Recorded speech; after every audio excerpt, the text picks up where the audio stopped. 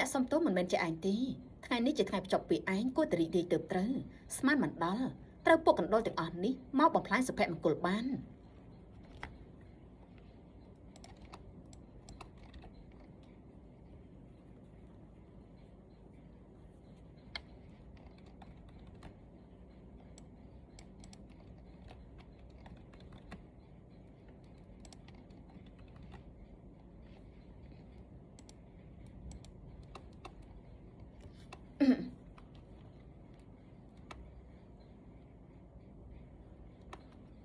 ត្រកូលវិន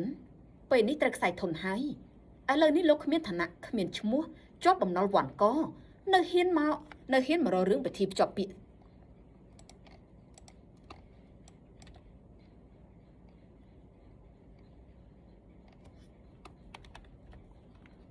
ត្រកូលវិនពេលនេះលោកខ្សែធនហើយពេលនេះគ្មានឈ្មោះគ្មានឋានៈជាប់បំណុលវ៉ាន់កនៅហ៊ានមករករឿងពិធីភ្ជាប់ពាក្យគេទៀតទេបើខ្ញុំជាលោកវិញខ្ញុំលុតជង្គង់ក្រាបសុំទោសនាងតាមសម្រួលទៅហើយថាមិនត្រូវនាងចិត្តល្អដោយរង្វាន់ជាលុយ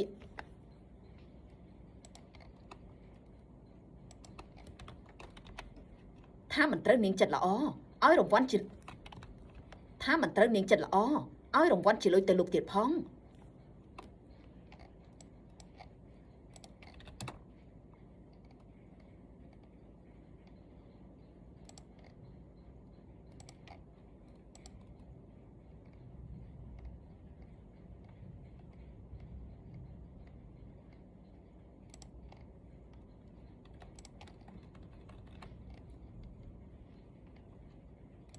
ប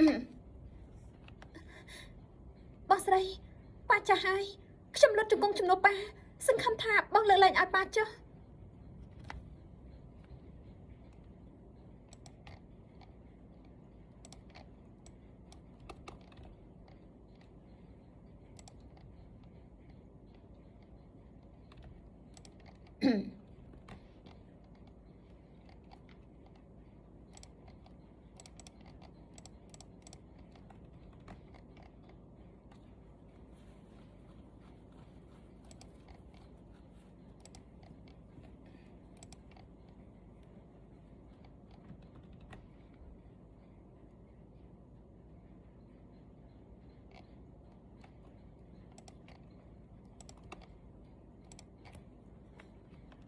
មែន